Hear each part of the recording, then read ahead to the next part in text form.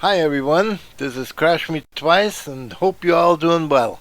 Today I would like to start where we left off in part 1 of the collective damper project. Just to recap, I found some annoying issues with my collective moving downward by itself, then the tension bolt seemed to loosen after a week or two of flying time. And to correct this, I decided to install a damper and a counterweight system, and so far in part 1 I have covered building the mounts and cam for the project.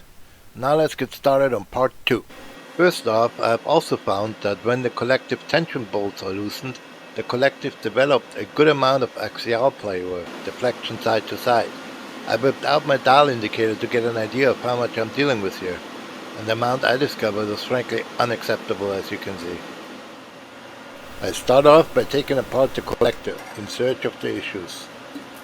Okay, here we look at the internals.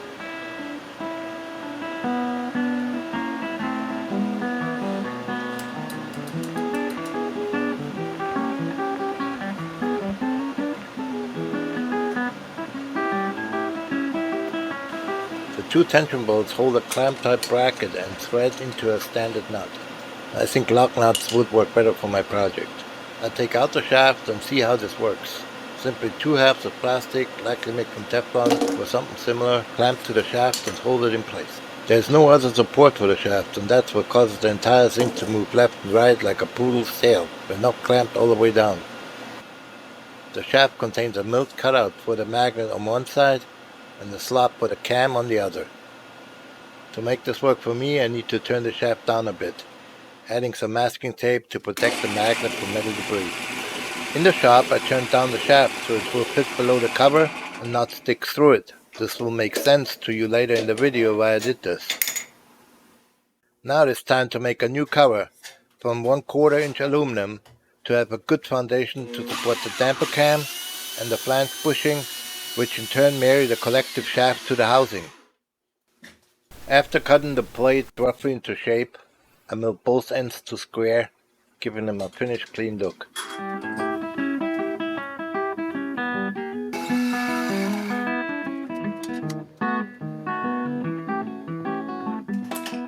Then I got rid of the extra materials on the side.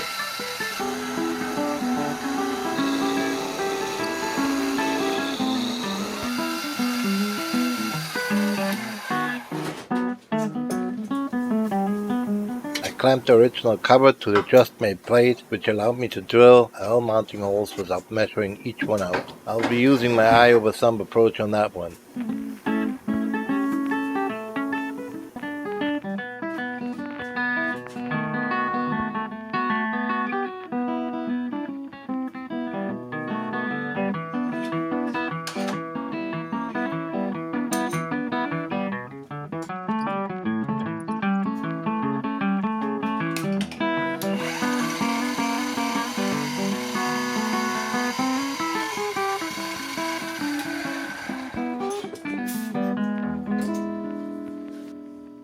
All the holes line up. We are golden on that one.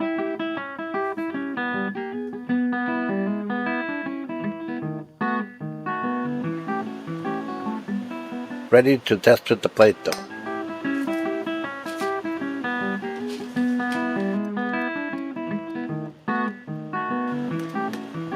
All lines up just fine.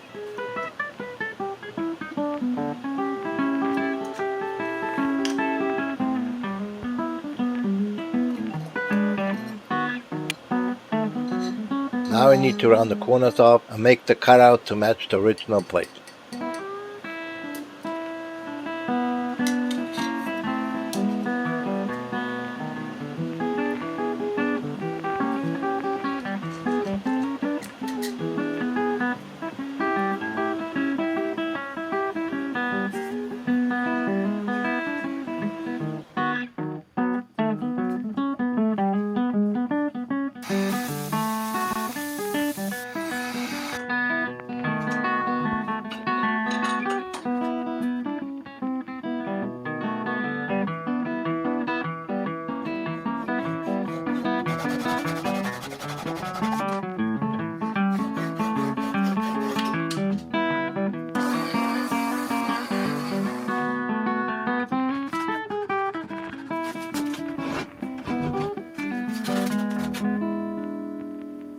Sorry guys, I spaced out a bit and did not have the camera record.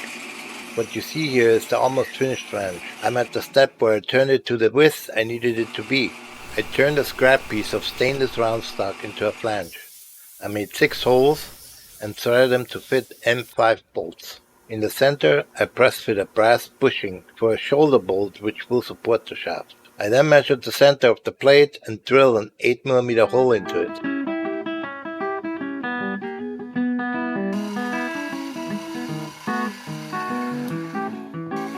The bushing is larger in diameter, but I need to center the flange to the new cover so I can drill the holes for the fastening bolts first. Here you see the bolt and the nut I used to mount the flange into position. The inside diameter of the bushing is also 8mm, so everything should correctly align and I can drill the 6 holes for the flange to mount to.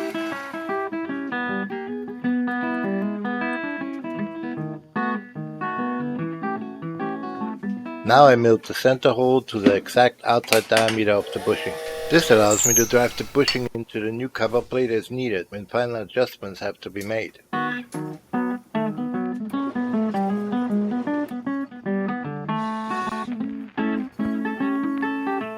A quick test mounting the flange to the cover concludes the step. All looks pretty good. With the flange mounted, I needed to measure out how much I have to step down the cam to make it fit over the flange. Take a look at part 1 of this video and you know why I made the cam from such thick aluminum.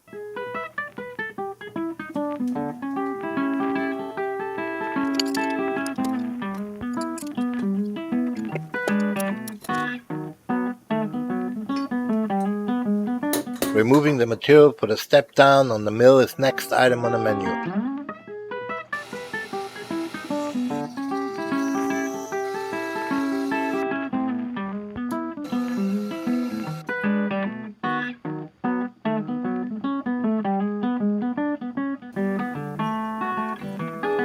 I took a serious look into my scrap bin and I was happy to find a piece which would work as a bracket to mount the damper body to the profile on my sim pit. Hey, sometimes screw-ups pay off, huh?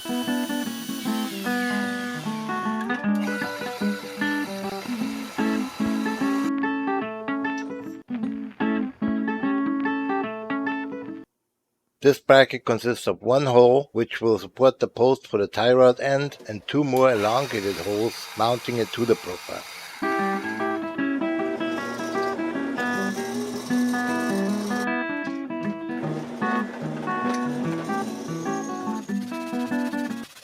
Next I created a shoulder bolt to mount the damper to the cam. For any bolts going to tie rod ends or between bearings, I use 1 size larger partially threaded bolt, turn them down and re-thread to the depth I needed.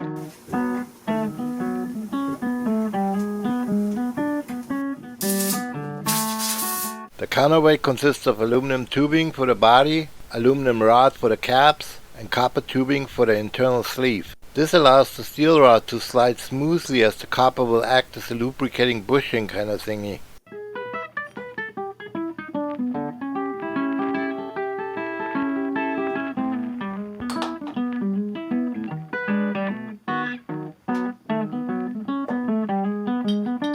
The steel support rod you see here came from an old discarded printer and only needed threading on one side for bolting it into the cam.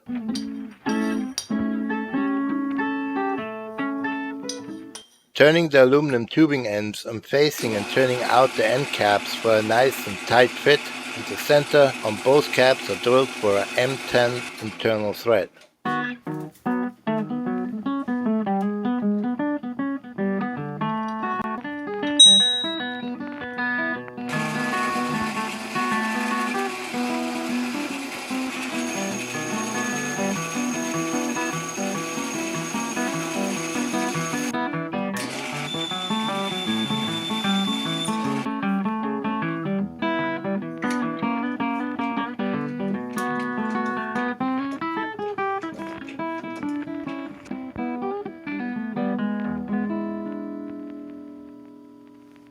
The copper tubing gets an M10 external thread on each end. This will allow them both to be assembled together. What I mean is that both caps can be screwed onto each tube end by using the thread of the sleeve. with a copper tubing, if this makes any sense.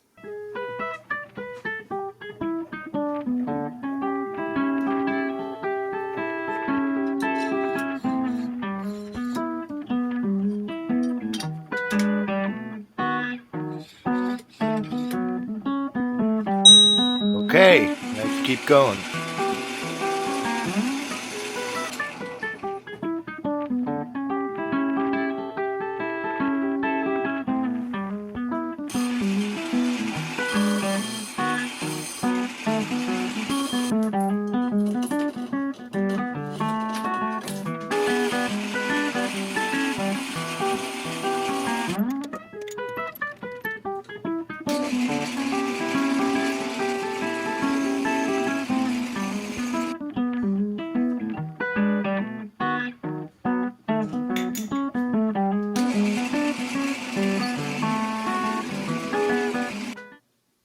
I used the center drill, as you can see here, which prevents the drill bit I used next from wandering off from the cap's face surface.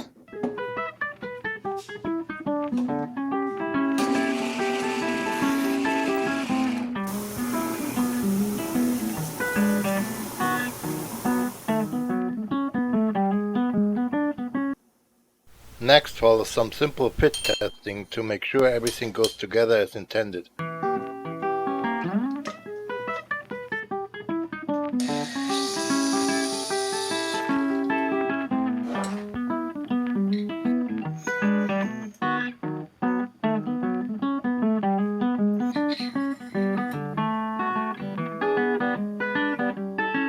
That's coming along nicely. I made a center finder from acetal to fit into the collet and the other end into the hole of the cap. It makes life a bit easier when drilling the caps, not having to use a regular center finding and measurement tool to get there. The cap pointing towards the collective is drilled and tapped for a locking bolt handle.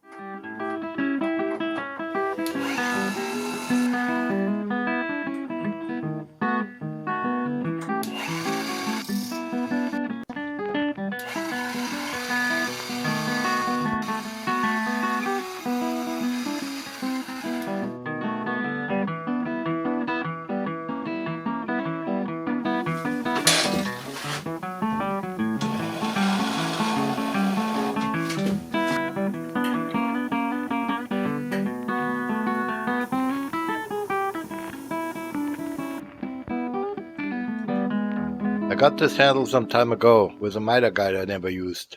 It is perfect for this job. The locking handle allows me to clamp the balance weight into position, which I can easily change if I need to.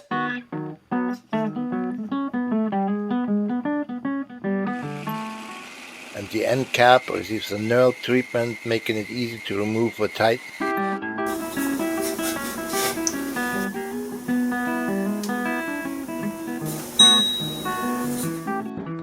Off into the garage for the casting of a ballast weight for the counterbalancer.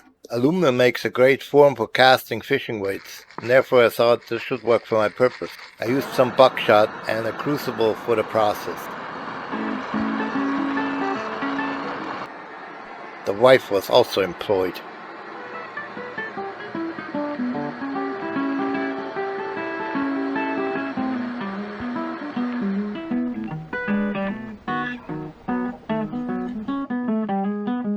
After removing the finished cast, you can clearly see the multiple pours you took using the tiny crucible.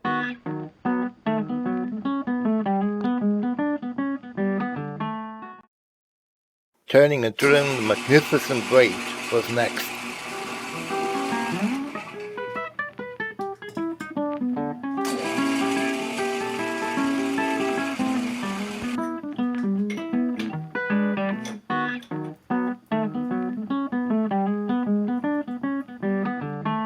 A piece of pool noodle served as a filler for empty space in the damper.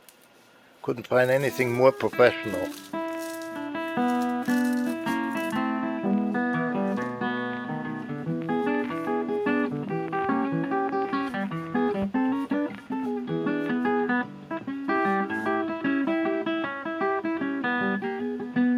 A piece of scrap brass was also added to the party.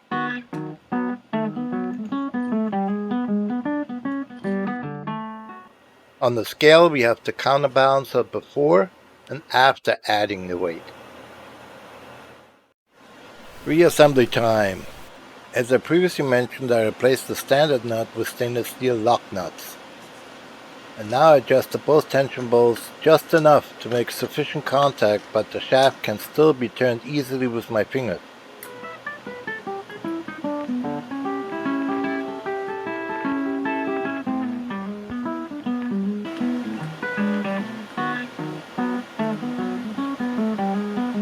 Completing the assembly using blue Loctite 243. Loctite 243 supersedes number 242 as it can be used with bolts or nuts having some oil contamination.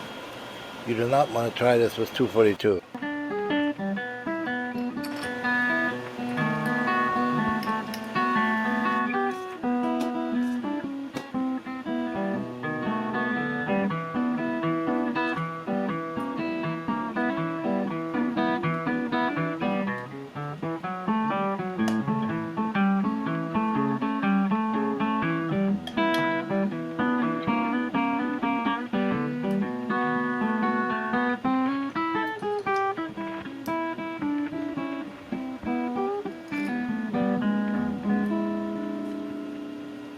Everything goes together as expected.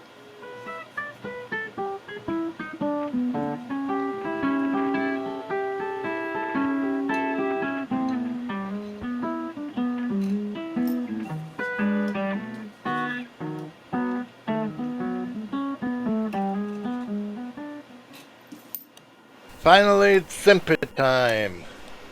I start by mounting the new and CrashMeTwice improved collective onto the profile and testing it all through.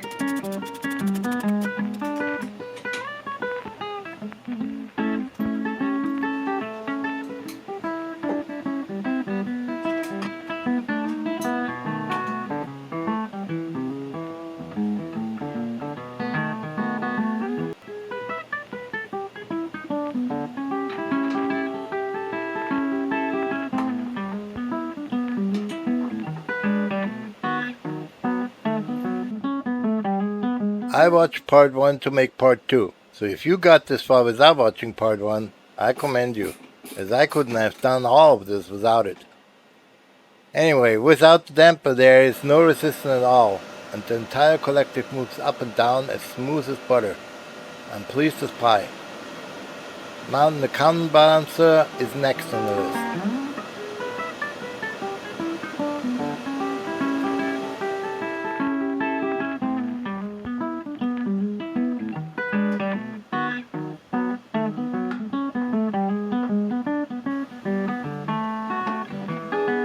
Oops, almost put it on the wrong way. I should have read the manual. With the counterbalancer, the collective stays exactly at the position I put it. You can't tell in the video, but you can move it up or down with even an injured pinky.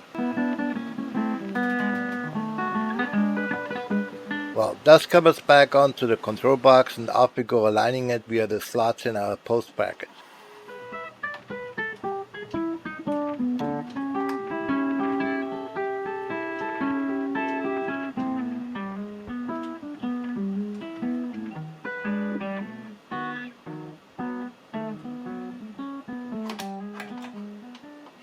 Fastening the steering damper into place, and we're done with that part.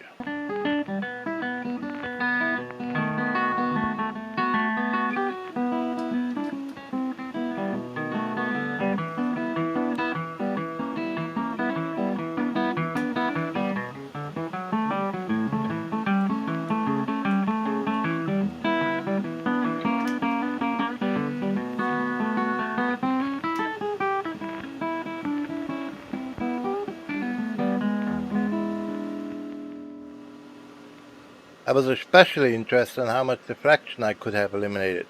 Well, as it turned out, almost all of it was gone. It was close to zero. This project was a lot of fun to do. I'm more than pleased how it turned out.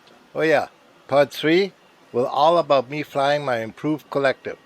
But I warn ya, I can fly for 5 hours at a time, and the video will be long. Nah, I'll spare you. Anyway, as always, I'm planning more projects in the future, so please keep an eye out for my next video. Hope you all enjoyed part 2 of this build, and hope I earned a like from you. CrashMeTwice, out.